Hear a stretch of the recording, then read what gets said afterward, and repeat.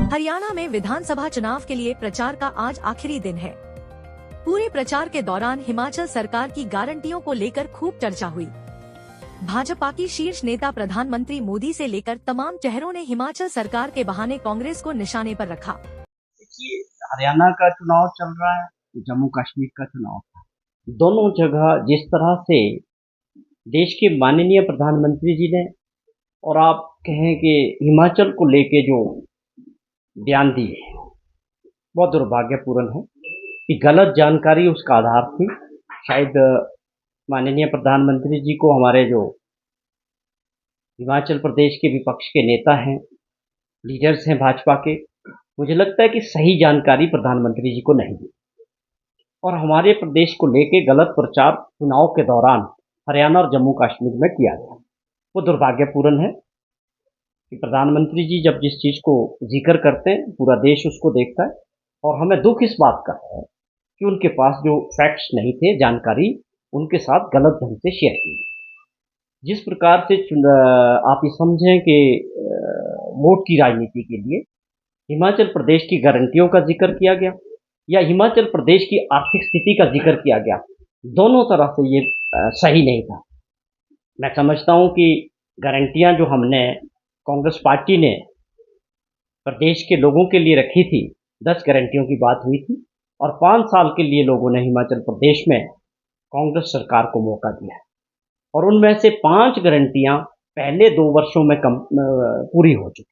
ये अपने आप में मैं समझता हूँ बहुत बड़ी उपलब्धि थी।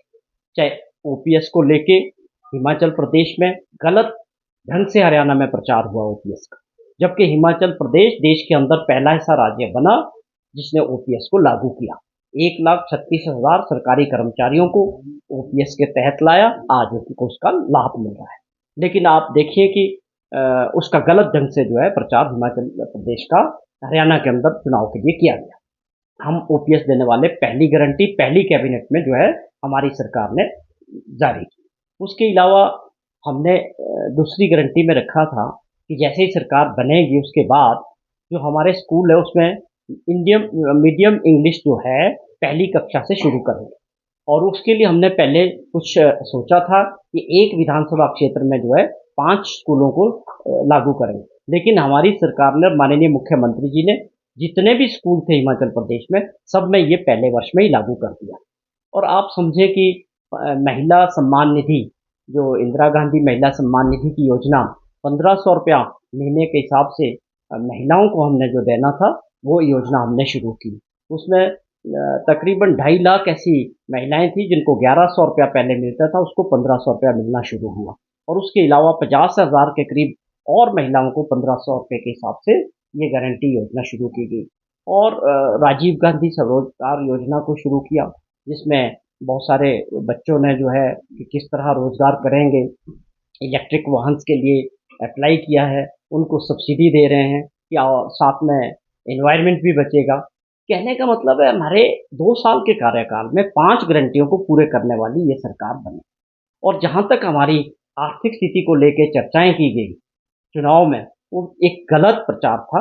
जब हमारी सरकार बनी हिमाचल प्रदेश में 75,000 करोड़ रुपए का कर्जा और 10,000 करोड़ रुपए की सरकारी कर्मचारियों और पेंशनर्स की लाइबिलिटीज पिछली सरकार जो भाजपा की थी छोड़ के गई। लेकिन उसके बाद हमारी सरकार ने और माननीय मुख्यमंत्री जी ने एक बात तय की कि हमें ऐसे फैसले लेने हैं कि व्यवस्था में परिवर्तन करना बहुत ज़रूरी है और साथ में अपनी अर्थव्यवस्था को मजबूत करने के लिए बड़े कदम उठाने की आवश्यकता है और उनका परिणाम भी सामने आया। पहले वर्ष में हमने 2200 करोड़ रुपए का एक्स्ट्रा रेवेन्यू जनरेट करके दिखाया। ये चीज़ें चर्चा का विषय होना चाहिए कि किसी सरकार ने और किसी मुख्यमंत्री जी ने ये तय किया है कि हमको जो है अपने प्रदेश के अंदर आर्थिक स्थिति को मजबूत करना है आने वाले समय के। अगर आज हम फैसले नहीं लेंगे तो ये हालात बिगड़ सकते हैं। मैं समझता हूँ ये बहुत अच्छी सोच है और इसके परिणाम आने शुरू हो गए। उसी के तहत कुछ व्यवस्थाओं में और भी परिवर्तन किए जाए, लेकिन आप इसको अप्रिशिएट करने के बजाय, इसकी सराहना करने के बजाय कि आप अच्छे कदम उठा रहे हैं, इससे हमारे प्रदेश के अंदर विकास की दृष्टि से हम प्रदेश को आगे बढ़ाएंगे या युवा साथियों के लिए रोजगार का प्रबंध करेंगे, लोग इसका चर्चा कर रहे हैं कि हमारी आर्थिक स्थिति खराब है। कोई आर्थिक स्थिति खराब नहीं। विकास की दृष्टि से 2 साल में हमने 2200 करोड़ रुपया एक्स्ट्रा जनरेट करके वो विकास कार्यों में लगाए। शिमला से कैमरामैन युगमार्ग टीवी।